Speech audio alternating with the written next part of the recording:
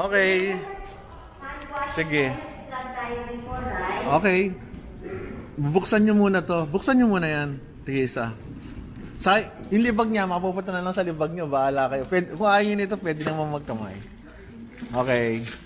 Patong mo nyo lang. Patong nyo lang. Okay. Hugas muna kayo ng kamay. Oh. Hindi na, andar. Ikaw, wala? Oh, sa kabila. Meron ba? Sa kabila? Wala din yata. Kayo, napahiya tayo dito sa YouTube ko, oh. Ito na lang. O, dito na lang. Kayong dalawa, sunod-sunod. Okay, sige. Hanggang ano? Hanggang elbow. Marumi pa yung kamay mo. Sige, hugas. Ayan. Ay, ikaw din. Hanggang elbow. Oo, hanggang ano, before. Okay. Okay.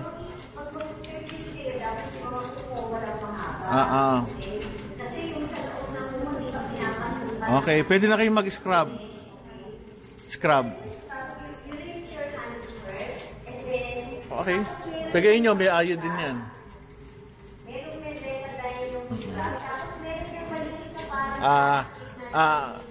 Caution lang ano, habang naglinis kayo, pwede bang pakipatay tubig? O yan, sige. Okay. From the fingers to the palms, okay. Dito kayo, huwag kayong magtabi. Medyo marurumihan lang yung damit nyo kasi puti yan, wala nang magagawa. Sa totoo lang, pag nag-scrub ka, medyo nababasa ang scrub suit. Mami, ano na kayo? Kuko.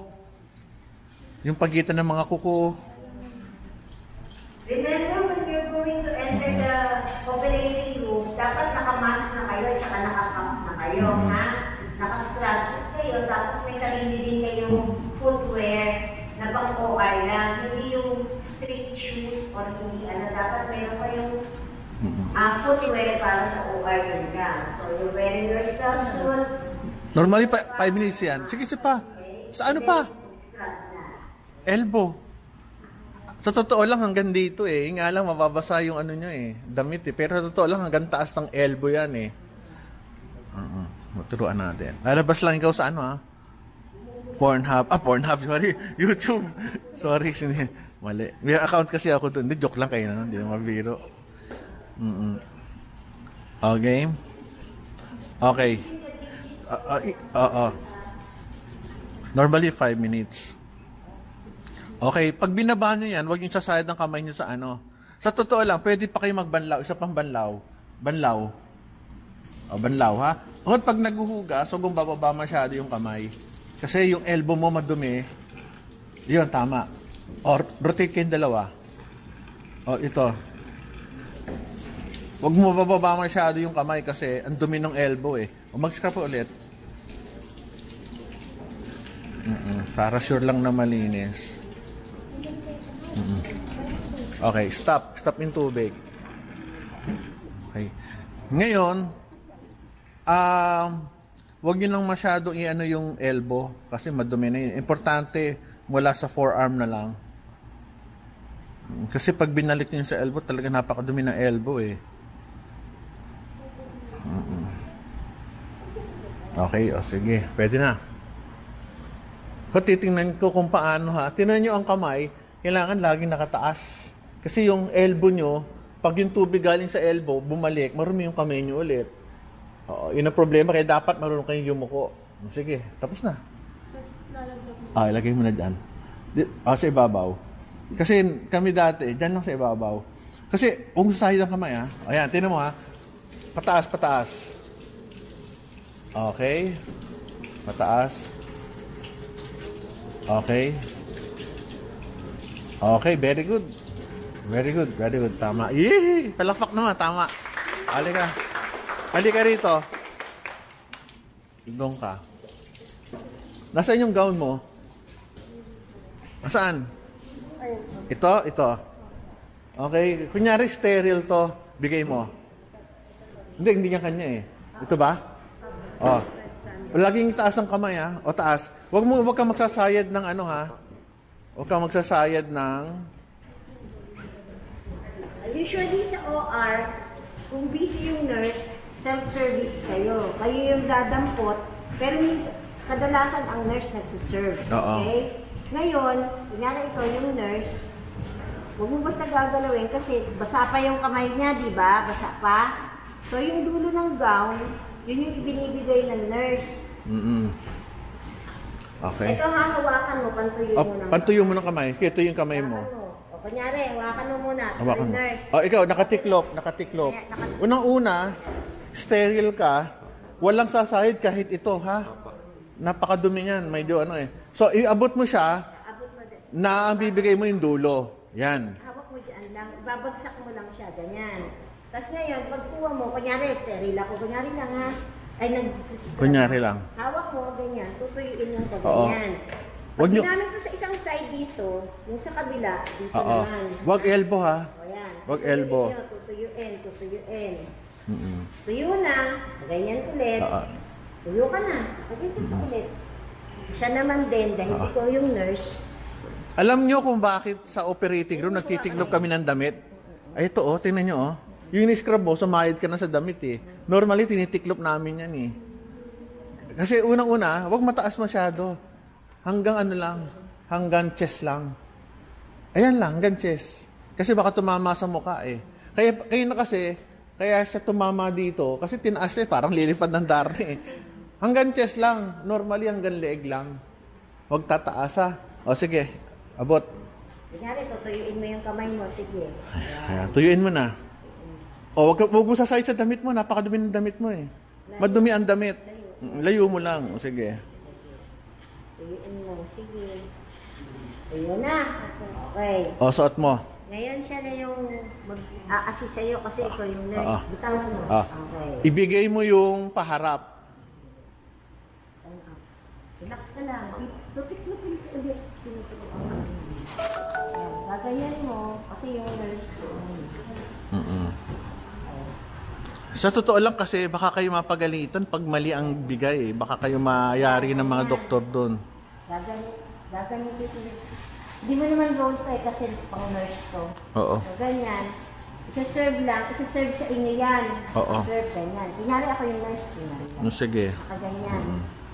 Isa-serve. Papasok mo na ngayon yung kamay mo. Oo, sterile ka naman eh. Oo.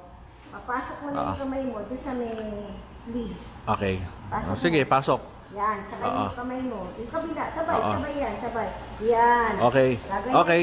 Taas mo lang. Huwag naman masyado. Relax ka lang. Ang nurse ang mag-a-adjust sa'yo. Okay. Sunod. Halika muna. Tayo ka ha. Merong isang nurse na marumi ang kamay. Siya mag-aayos ang likod mo.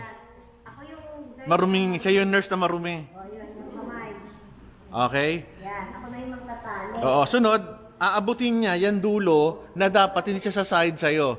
O yan, o. Ako na. Oo. Dito ako sa ilalim kasi I cannot touch.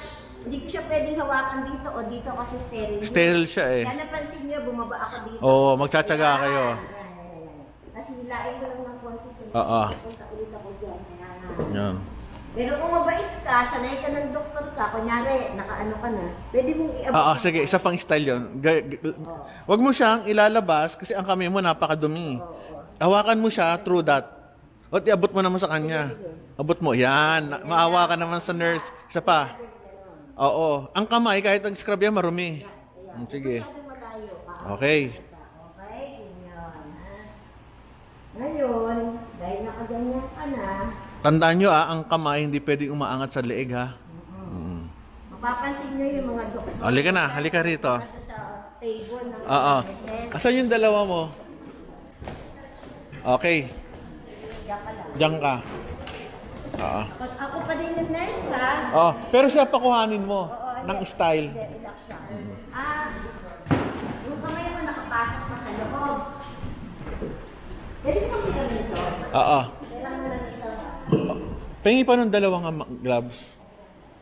Yung gloves, dalawa. Oo. Sa totoo lang, Iha, later on, mapapansin nyo ang mga doktor, sa... Galali ka ito, Iha. Ganito ang mga doktor ha. Kunyari, nag-o-opera ka na, nakaganyan. Ganyan. Ganito. Assist ko ha. Dapat teka mo ka malayo. Di mo nakuha halik sa'yo eh. Oh. Yun. Gusto mo adjust yun sa Oo. mo. Dapat marunong ka mag-adjust. O kaya, Makati ilong ko. Yun. Makati. Hanggang doon lang ha. Kasi, merong mga, bawal na contact. Pero kung, minsan Makati talaga ilong eh. Go.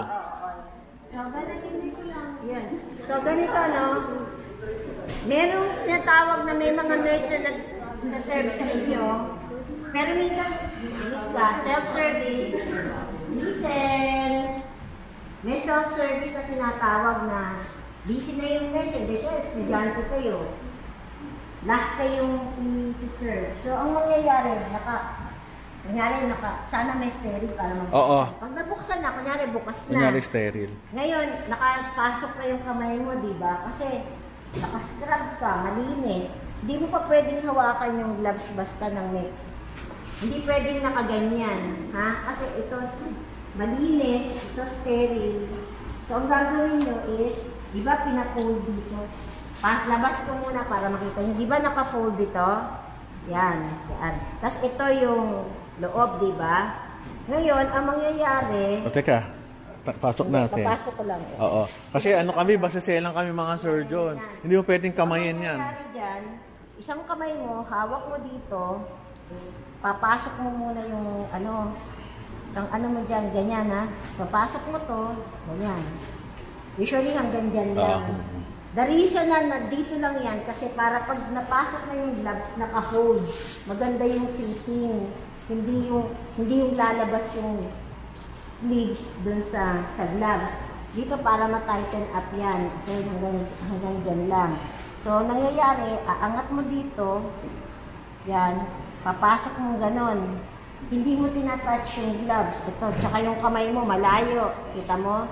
Pag naganyan mo na, may space, di ba yung naka-fold? Pasok mo ganyan. Papasok mo na yung daliri mo, ay na-break. Pero usually sa OR, yung... Magaganda. Oo, yung... Ito ang tigas eh. So talagang latex yung sa OR. So, hindi masisira ng ganito. So, napasok na. Nakita nyo, hindi ko masyadong pinaas to. Naipit na yung